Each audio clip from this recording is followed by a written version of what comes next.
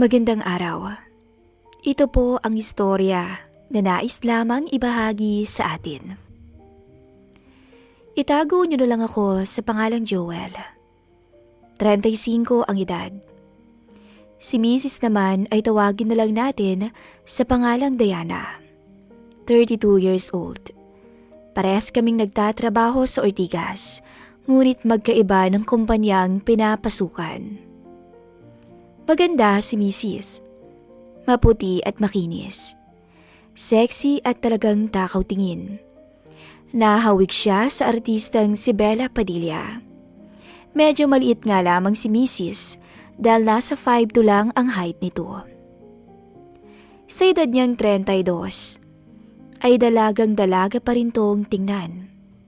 Palibhasa nga ay nag-gym to at suki sa mga beauty parlor. May 2 na kaming anak ni Mrs. Parehas na babae. 4 na taon at 7 taong gulang. Malakas ang dating ni Diana sa mga lalaki. Kahit mistisahin ang ganda, ay hindi ako nahirapang manligaw sa kanya noon. Hindi kasi siya yung babaeng pakipot at mahinhin. May pagkapilya din ito. Kaya niyang paglaruan, akitin at paasahin ang isang lalaki kung gugustuhin niya. At hindi siya yung tipo ng babae na affected sa mga nambabastos sa kalye na kung sino. Sa tagal na rin ng pagsasama namin, ay masasabi kong may strong personality si Mrs. na hindi basta-basta na panghihinaan ng loob. Masaya ang buhay mag-asawa naming 2. Kahit minsan ay nagiging busy kami pareha sa trabaho, ay kahit papaano ay hindi pa rin namin pinapabayaan ang pangangailangan ng bawat isa. May oras pa rin kami sa aming lambingan, lalo na kapag yung sinabi nating malamig at maulan ang gabi. Yun nga lang ay hindi na katulad ng dati na agresibo kami sa kama. Siguro kasi pagod din kami at minsan ay madalas pang mag-overtime si Mrs. Ngunit isang karanasan ang hindi namin lubos maisip na dadaan sa buhay naming mag-asawa. Ang karanasang tumatak sa buhay naming 2 pero tinatawanan na lang namin sa tuwing ito ay maaalala namin. Ngunit aminado rin kaming nakadagdag spice to sa aming pagsasama. Naging biruan na nga rin namin ang nakaraan na yun, lalo na kapag nakakakita kami ng mga naka-uniformeng pulis. Nagsimula ang lahat.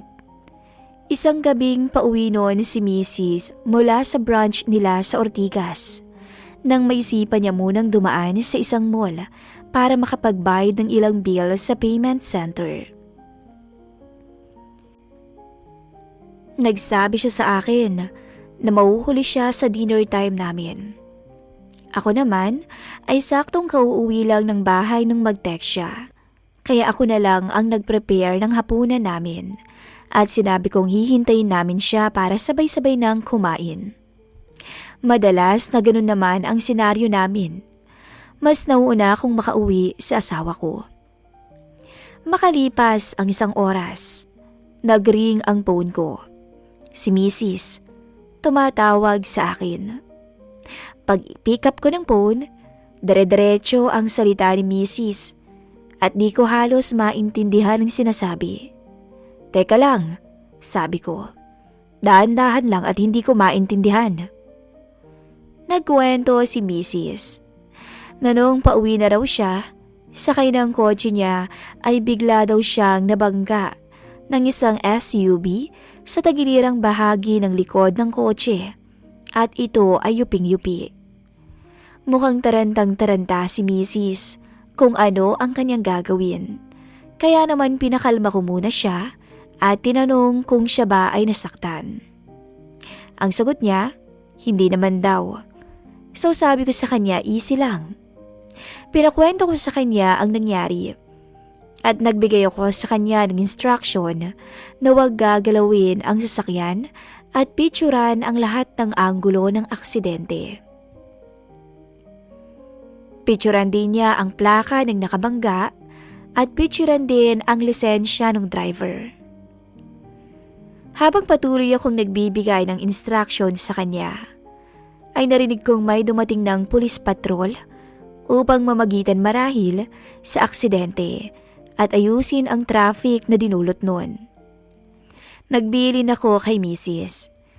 na wala siyang pipirmahan na kahit na anong salaysay o incident report hanggat hindi ako dumarating. Mabilis naman akong kumilos. Nagbihis ako at inayos ko ang mga bata at akin silang dinala sa bahay ng aking hipag, ang ate ni Diana, upang makasunod ako sa kinaroroonan ng asawa ko. Mga 30 minutes away din ang layo ko kina Mrs. Pero matulin kong pinapatakbo ang sasakyan ko. Nang umabot na ako sa dulo ng traffic na dahil sa aksidente, ay muli akong nakatanggap ng tawag kay Diana. Sabi ni Mrs. sa akin, sobrang angas daw ng driver ng SUV na nakabangga sa kanya. Nakesyo kilalang tao daw ang amo nito na may-ari ng SUV. Pero binulungan daw siya ng isang pulis na huwag mag-alala dahil tutulungan daw nila si Diana dahil sila man ay nayayabangan dun sa SUV driver na kahit obvious na kasalanan nito ang pangyayari ay baka baliktarin pa sa huli. Sinabihan ako ni Diana na wag na akong umeksena dun kasi baka mapaaway pa raw ako at lalong lumala ang sitwasyon. Siya na raw muna ang didiskarte. Total mukhang pumapanig naman sa kanya ang mga naka-uniforme. Try daw muna niyang gamitin ang charm niya at paiyak-iyak. Pumayag naman ako pero sabi ko magmamatsyag lang ako sa malapit. Nung medyo tanaw ko na yung aksidente, ay nagpark ako sa di kalayuan para makita ko ang buong kaganapan. Sabi ko sa sarili ko, paanong hindi papanigan si Mrs.? Ayun siya. Nakatayong kinakausap ang mga pulis. Nakatanggal na ang suot na blazer at naka-spaghetti strap white top at palda na above the nilang. Aninag ang kakinisa ng maganda kong asawa. Kaya marahil ay todo asikaso sa kanya ang mga unipormadong lalaki. May papahid-pahid pa ng luha si Mrs. Napangiti na lang ako dahil alam kong umaacting na naman siya. Pero in fairness, yuping-yupi ang Honda na kotse niya. Yung dalawang lesbo naman ay di magkandatuto kung paano aalalayan si Mrs. Abot yung haplos ng isa sa likod niya para pakalmahin siya. Pero syempre alam ko ang nasa isip ng mga to. Lalaki din ako kaya't alam na alam ko ang mga ganoong diskarte. Yung pulis na chubby ang nakadikit sa misis ko. At yung isang pulis na payat ay nakaalalay naman sa braso niya. Naisipan naming tawagin na Chubs, yung matabang naka-uniforme, nung minsang naalala namin ni Mrs. ang nakaraan. Maya-maya, nag-text si Diana sa akin na pupunta na raw sila sa istasyon na malapit doon para ma-report sa inspektor at ma-record din ang mga sasakyan nila. Sumunod daw ako. Mga 10 minutes away din yung lugar na yun na nasa likod ng isang kilalang village. Parang isang lumang compound na may 3 bahay at detachment. Nagpark ako sa isang madilim na bahagi. Natanaw ko yung compound. Sina Mrs. ay nagpark sa loob ng compound at sinurrender nila ang mga susi nila doon sa payat na pulis. Tapos si Chubbs ay dinala si Mrs. at SUV driver sa kaliwang bahay na pakiwari ko ay opisina nila. Pinagmamasdan ko si Payat doon sa may labas at nakita kong may kinuha siyang bote galing sa patrol car. Tapos binuksan niya yung SUV at nagwisik-wisik siya ng laman ng bote sa car seat ng driver's side. Napamura ko at biglang nagtago ng gusto. At baka ako pang mapagdiskatahan pag nalamang nakita ko ang nangyari. Sabi ko mukhang masiset up si SUV driver ng drunk driving. Kasi mukhang bote ng beer yung iwinisik sa SUV. Medyo naaawa ako ng kaunti doon sa SUV driver. At the same time, ay medyo natakot din ako. Kasi maaari ding mangyari sa akin ang ganun pag ako naman ang nakabangga ng babaeng maganda. Grabe din talaga ang kalokohan ni Payat at ni Chubbs. Sa isip-isip ko. Pabor nga lang ngayon sa akin dahil misis ko ang naagrabyado. Ilang saglit pa, nakita akong lumabas sina misis at may kasama pang isang pulis na nag-inspect ng mga sasakyan at kinuna ng mga pictures ang sasakyan. Tapos bumalik ulit sila sa loob ng opisina. Nag-text ako kay misis kung okay lang siya at sinabi kong nasa labas lang ako ng compound at natatanaw ko sila para di siya masyadong mag-alala.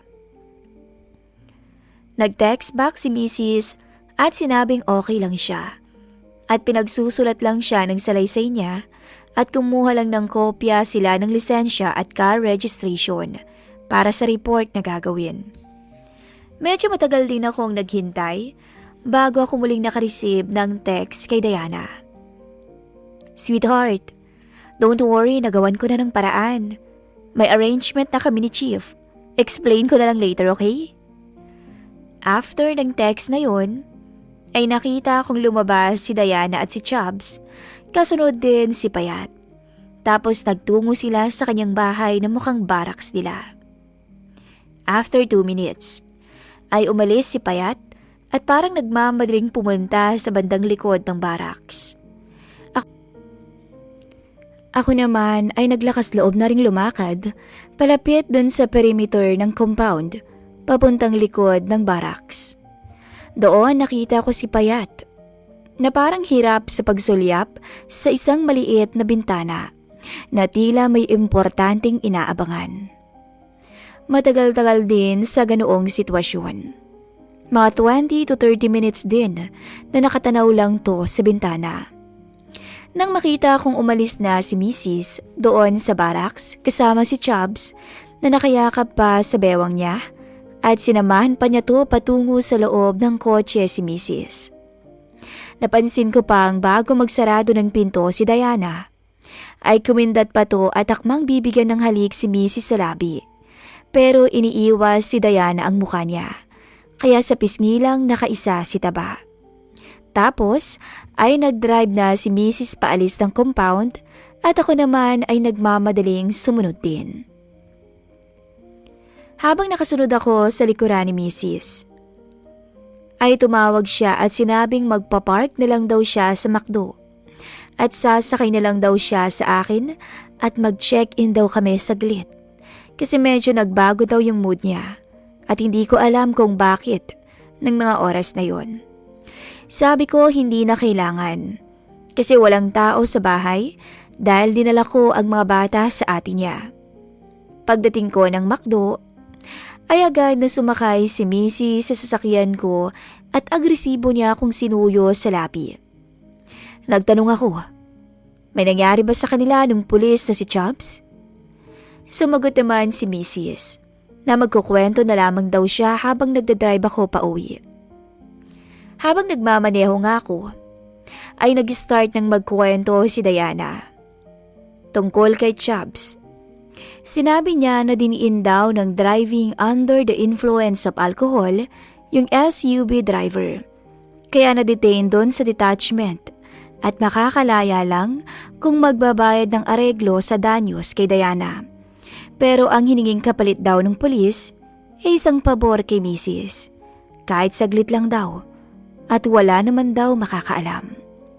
Yun ang sabi sa kanya. Hindi na ako nagtaka dahil maganda talaga si Diana. At kahit saan siya magpunta ay siya palagi ang nililingon ng mga lalaki. Sa isip-isip ko ay naglakas loob na lang siguro yung manong kay Mrs. Total ay tinulungan siya nito. Pero sabi ko nga, sadyang mapaglaro ang misis ko. Nakipagnegosasyon daw si Diana. Alam kong may pagkapilya ang misis ko at hindi siya yung tipo ng mainhi na babae. Kaya alam kong kaya niyang akitin ang mga yon para sa ikabubuti ng sitwasyon. Ako man ay hindi seloso dahil kilala ko ang asawa ko. Hindi siya basta-basta papatol ng walang dahilan. Sa huli pumayag siya, pero sinabi niyang may limitasyon kasi may asawa na siya. Ayaw daw pumayag ng Manong Chubbs at pinipilit siya ng masigit pa sa kaya niya, kahit saglit lang daw. Pero iba si Mrs. Sinabi niyang hanggang doon na lang daw siya. Kundi ay tatawag na lang daw siya sa asawa niya para ako na raw ang haharap na lang sa kanila, at so para may mapalaman lang si Manong Pulis ay pumayag na to. Pumayag si Diana sa kasunduan para matapos na at doon na nga sila pumunta sa barracks. Parang bigla akong nagliyab sa kwento ni Mrs. Nung nasa barracks na daw sila, naupo si Diana sa ilalim ng bed ng isang double deck at hinintay niyang lumapit si Chubb sa kanya. Medyo kinabahan daw to at baka hindi sumunod sa usapan. Paglapit nito ay agad na hinulkan niya si Mrs. at napaplusto sa bewang niya pataas. Pero maya-maya lang daw, nawala na rin sa katinuan si Diana. Pero pilit pa rin naman daw niyang nilalabanan ang sarili. Ngunit sadyang nadala na rin daw siya sa sitwasyon. Lalo't agresibo din yung Manong. Pero maya-maya daw ay napasobra na si Lespo nang biglang inangat nito ang blouse niya. Tumutol daw si Mrs. pero ayaw daw nitong paawat. Kaya naman nagsalita daw siya ng malakas at sinabing, "Sige, gawin mo yan at sisigaw ako dito at kakasuhan kita." Medyo natauhan daw si Manong at hindi tinuloy ang masamang balak. Nagsorry din siya kay Mrs. Kalaunan dahil nadala lang daw siya sa sobrang ganda ni Diana. Matapos daw ang insidenteng yun, inayos na agad ni Diana ang sarili niya. Pero si Chubbs daw ay nangungulit pa. Pero sinabi ni Mrs. ay hindi na daw pwede kasi hinahanap na raw siya ng asawa niya. Kaya umalis na si Diana sa barracks. Nahabol-habol naman si Manong Pulis sa kanya. Pagdating namin sa bahay, ay wala akong sinayang na sandali. Agad kong inihiga sa sofa si Mrs. at tuluyang binigyan ng kaparusahan sa kanyang kapilihan. Halos mawala kaming dalawa sa ulirat dahil sa kwento niyang yun. Aminado akong naapektuhan ako sa kanyang mga sinalaysay.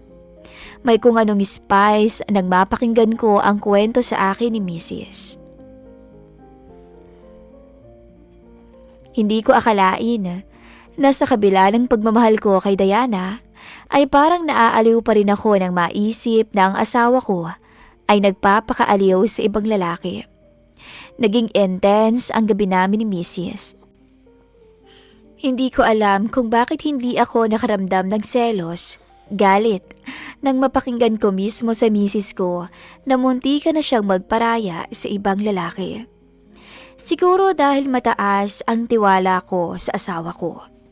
Pero kung sakali man na natuluyan siya nung Manong na yun, ay baka maging iba rin ang reaksyon ko.